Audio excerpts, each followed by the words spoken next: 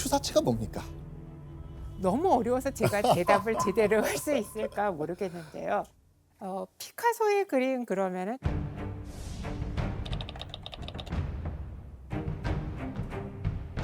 특정한 어떤 색이라든가 형태로 얘기를 할 수 없는 것처럼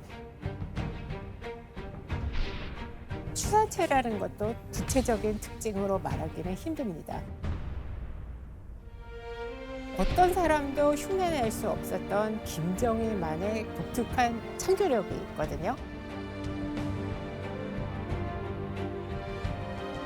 굉장히 많은 서체와 여러 작품들을 자유자재로 자신이 종합해서 나의 것으로 만들어내는 그와 추사의 글씨.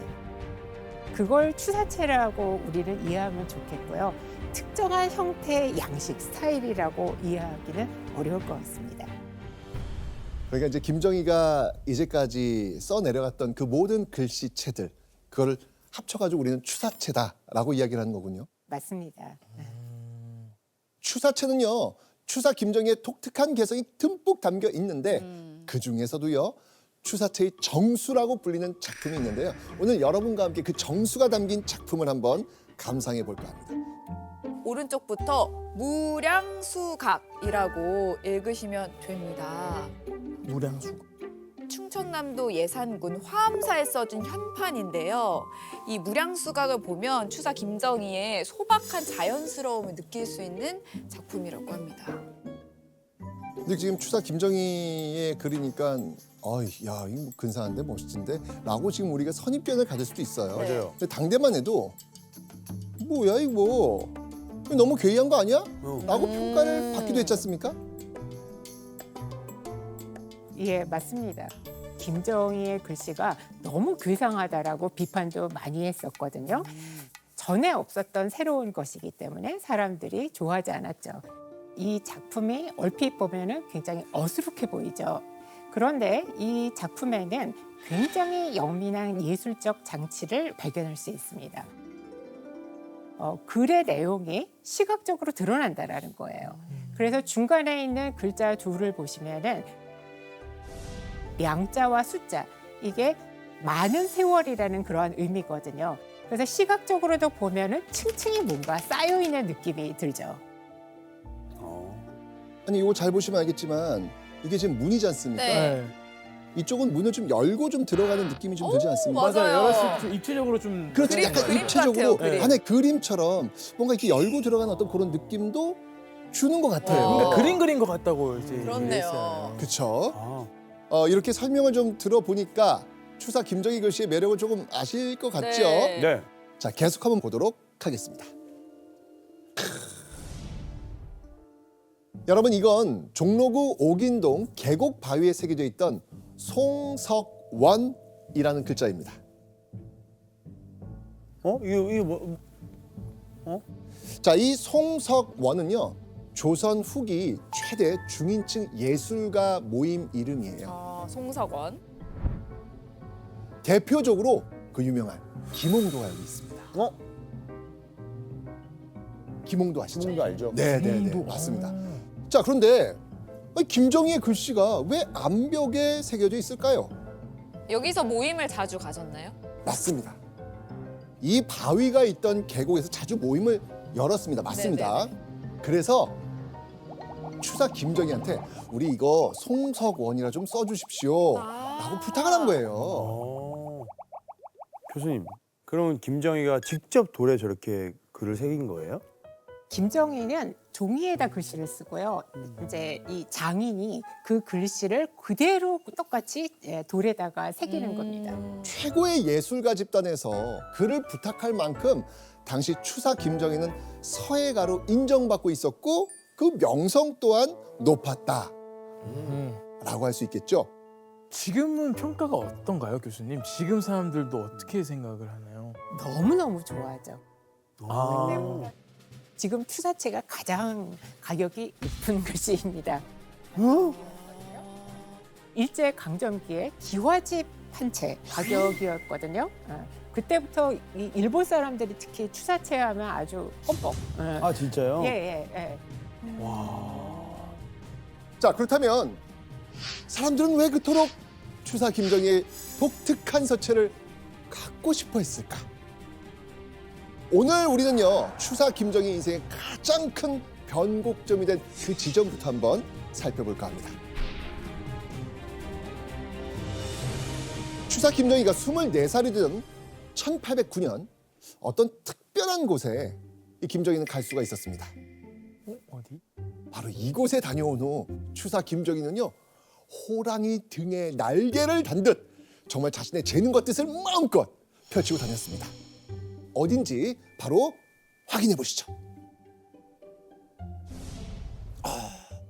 이곳이 어디냐? 바로 북경 중심에 자리했던 커다란 시장 유리창입니다.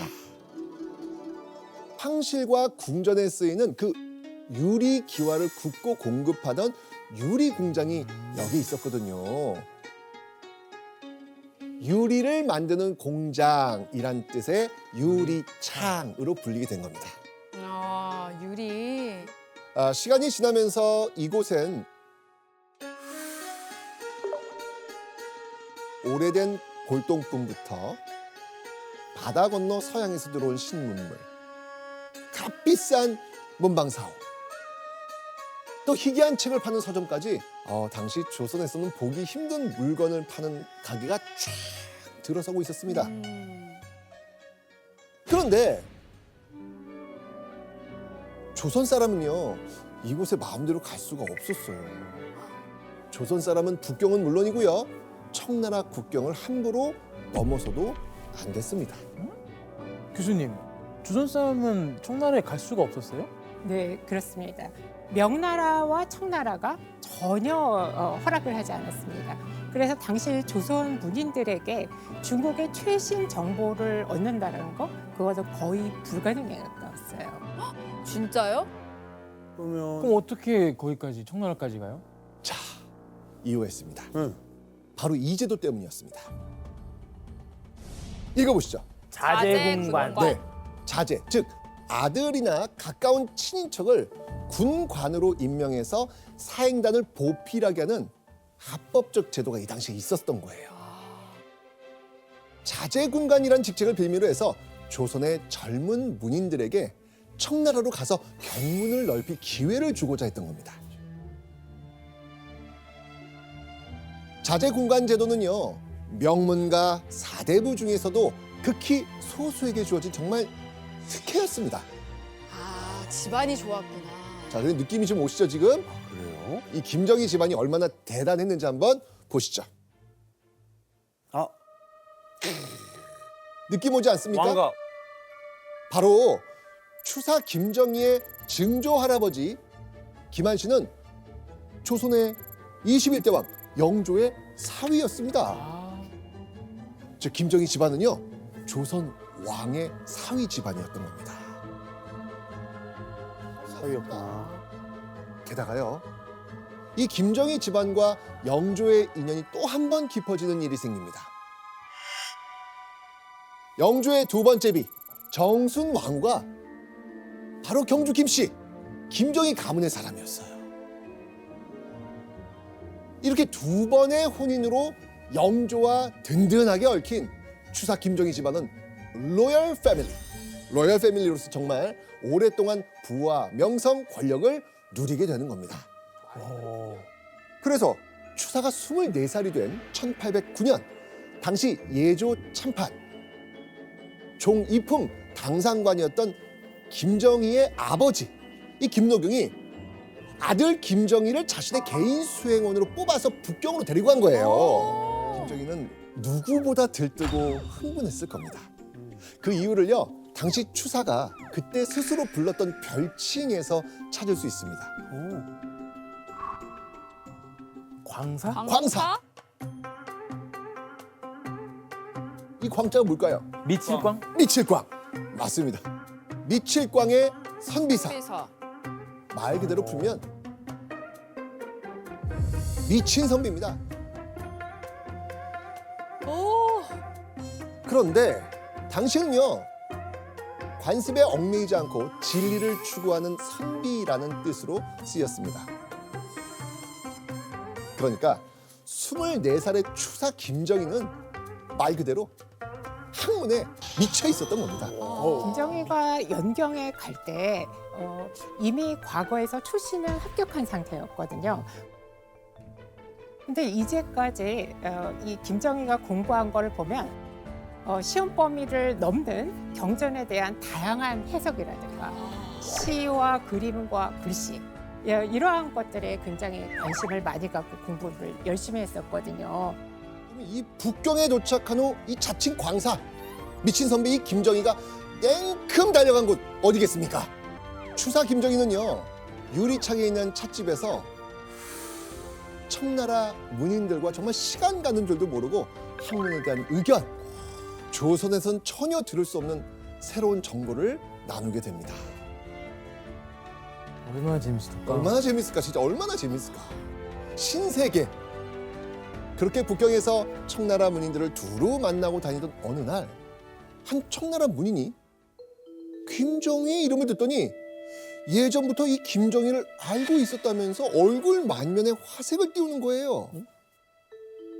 이 청나라 문인의 이름은요 바로 조강이었습니다. 자, 김정희는 처음이잖아요. 처음 북경에 왔잖아요. 네. 근데 조강이 어떻게 김정희를 알았을까요? 소문이 그냥 났나 비슷한 봐요. 사람 헷갈린 거 아니에요? 왜냐하면 추사 김정희가 청나라로 오기 전 과거 청나라 사행단으로 왔던 어떤 조선 사신이 조선에 이렇게 뛰어난 문인이 있다 라고 하면서 청나라 학자 조강에게 김정희가 쓴 시를 보여줬던 겁니다. 이때 김정희 요 기회를 놓치지 않습니다. 이 사람이 날 좀 아네. 그럼 이때다 해가지고 이 조강에게 오랫동안 품어왔던 소원이 있다면서 이것 좀 들어달라고 부탁을 합니다. 김정희의 소원은 이때 뭐였을 거예요? 황제를 만나게 해주시오. 어이, 황제를 어이. 나 광사요. 뭐 그 같이 학술 연구하는 거 이런 느낌 같이 공부하자고 할 것 같아요. 스터디? 예. 김정희의 소원. 청나라의 유명한 학자를 만나는 거였습니다. 진짜. 그 사람이 누구냐? 바로 청나라의 대학자 중 하나로 평가받는 바로 옹방강이었습니다. 김정희는요 조선에서 바로 이 옹방강의 글씨를 모으고 그의 서체를 연습하는가 하면 언젠가 옹방강을 만나는 그 꿈을 꿀 정도였습니다. 김정희가 이 소원을 이루게 됩니다.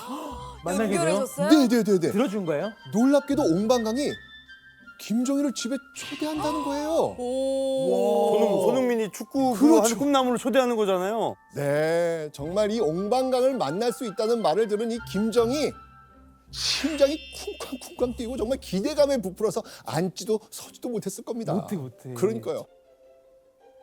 잠도 못 자, 잠도 못 자. 추사 김정희는요 청나라 학자들을 만나며 간절한 요청을 전한 끝에 드디어 옹방강을 마주하게 됩니다. 당시 옹방강의 나이는요 78세. 되게 많으시구나. 김정희 겨우 24살. 대학교 총장님 그 이상을 지금 만나는 거나 마찬가지예요. 그렇게 나이가 차이가 많이 나는데도 계속 주제가 끊이지 않고 다양하게 얘기를 오래 나눴고 옹방강이 젊은 김정희가 이렇게 학식이 깊고 그리고 넓다는 거에 대해서 학자로서의 미래를 굉장히 좋게 생각을 했었던 것 같아요. 진짜 신기하다. 이 김정희는 옹방강과의 만남이 어찌나 감격스러웠던지 이 옹방강과 나눈 필담을 평생 간직할 정도였습니다. 그러니까 무조건 사인 간직하는 것처럼. 그니까요. 맞습니다. 자, 그리고요 옹방강을 만나고 얼마 후에 김정희는요 이거 해석하는 즐거움에 푹 빠지게 됩니다. 김정희가 푹 빠져있던 걸 제가 가져와 봤습니다. 약간 도장 같기도 하고. 하나 같은 건가요? 자, 이거는 기원후 63년 중국의 고대 국가 한나라의 글씨를 종이에 찍어낸 탁본입니다. 탁본. 네, 탁본입니다. 자, 그런데 여기 적힌 한자들 어떻게 보이십니까? 어떻게 보이십니까 이게? 우리가 흔히 보는 한자와는 좀 어때요? 조금 다른 것 같아요. 그죠? 우리가 배운 것과는 좀 달라요. 자, 우리가 흔히 보는 한자글보다 글자의 크기나 위치가 지금 반듯하지 않고요. 알아보기가 쉽지 않아요. 쉽지 않습니다. 당시 오래된 비석에 새겨진 한자를 해석하는 학문을 이렇게 불렀습니다. 금석학. 당시 옹방강은요, 바로 이 금석학의 대가였던 거예요. 아, 옹방강은요, 이 알아보기 어려운 이 한자를 하나하나 손으로 짚어주면서 추사 김정희에게 글자의 뜻을 알려준 겁니다. 특별수업, 특별수업. 그렇죠. 청나라에서 금석학은요, 학자로서 명예와 생계를 꾸릴 관직도 얻을 수 있는 그런 학문이었습니다. 왜냐하면 이거는 알 수 있는 사람은 나밖에 없는 거니까.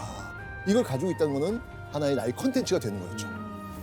최고의 학자에게 최고 수준의 금석학을 배우게 됐으니 김정희는 옹방강에게 배운 거 마음 깊이 새겼을 것입니다.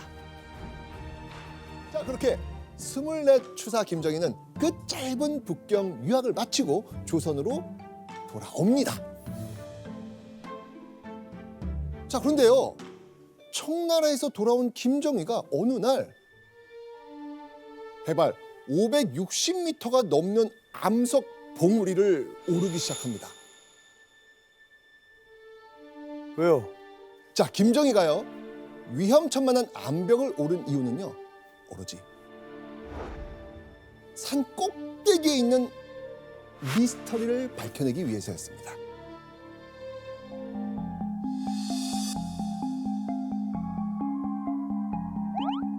와. 오, 보이세요? 와.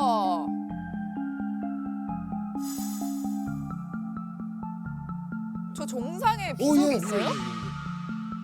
뭐 쓰여 있는데요? 자, 추사 김정희가 밝히랬던 미스터리. 이건 바로 진흥왕 순수비였던 겁니다.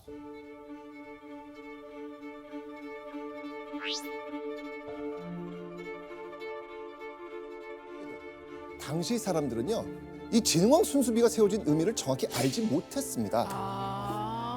이게 진흥왕 순수비인지도 모르는 사람들이 더 많았죠. 네네. 비석은 오랫동안 마모되어 가지고 글씨가 흐릿해서 보이지 않을 정도였거든요. 남아있던 글자도요, 두꺼운 이끼에 가려져서 보이지 않았습니다. 그래서 어떤 사람들은요, 글자가 보인다 안 보인다? 안 안 보여요. 보이니까 이건 글자 없는 비석이라는 뜻의 몰자비라고 부르기도 했습니다. 모르니까. 모르니까. 혹은 이성계 왕사였던 무학대사가 북한산 근처를 수도로 정하려고 했다. 이걸 알리려고 했던 표지석이다. 이렇게 잘못 알고 있었던 거예요. 그런데 이때 이 추사 김정희가 이 비석의 이끼를 닦아내고 탁본을 뜬 겁니다. 와. 탁본을 딱 떴더니 총 12행으로 이루어진 비석에서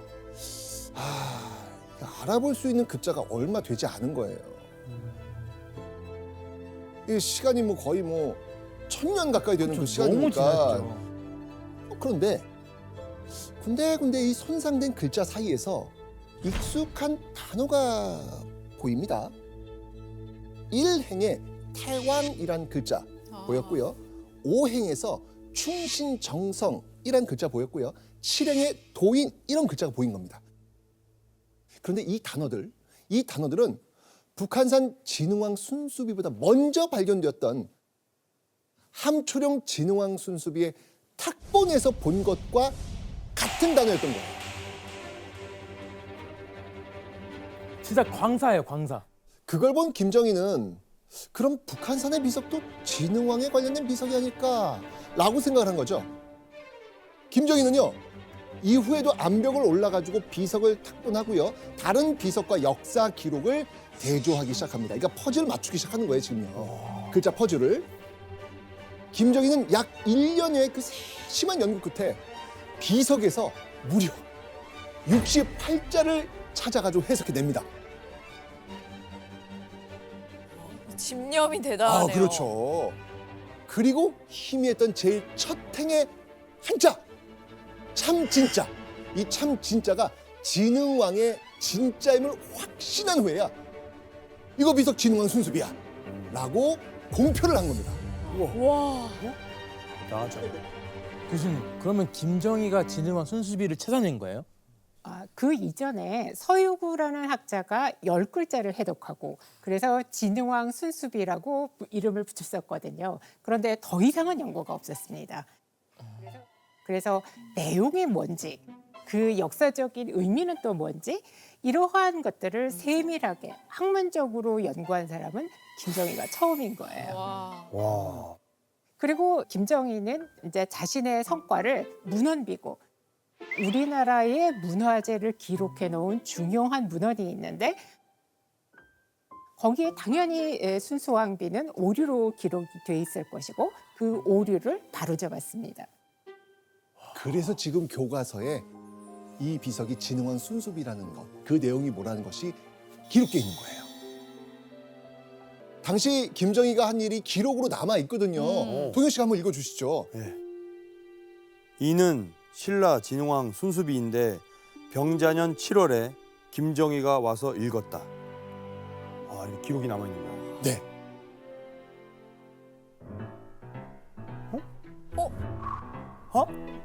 이거 설마 대견했던 나머지 진흥왕 순수비 옆면에 자신이 한 일과 김정희 이름을 새겨 넣은 거예요. 이거 굉장히 요즘스러운데요?